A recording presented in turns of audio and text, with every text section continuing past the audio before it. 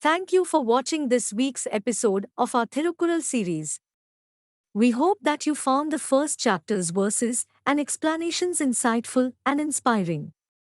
Welcome to the second chapter of Thirukkural, titled Glory of Rain. This chapter is dedicated to the essentiality of rain in our lives, how it nurtures the earth, and how its absence can lead to dire consequences. Song 6 of this chapter beautifully portrays the significance of rain in the cycle of life. It says, unless drops of precious rain fall, not even grass will sprout its head.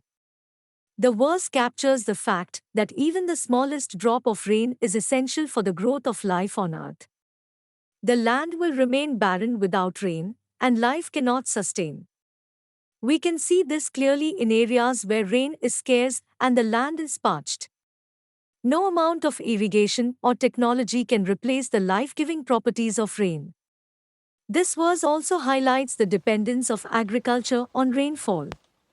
Farmers in many parts of the world pray for rain to water their fields and help their crops grow.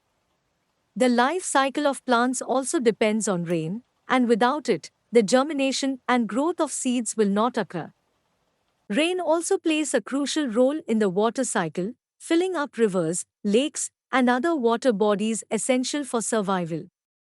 In conclusion, this verse reminds us of the importance of rain and how it sustains life on earth.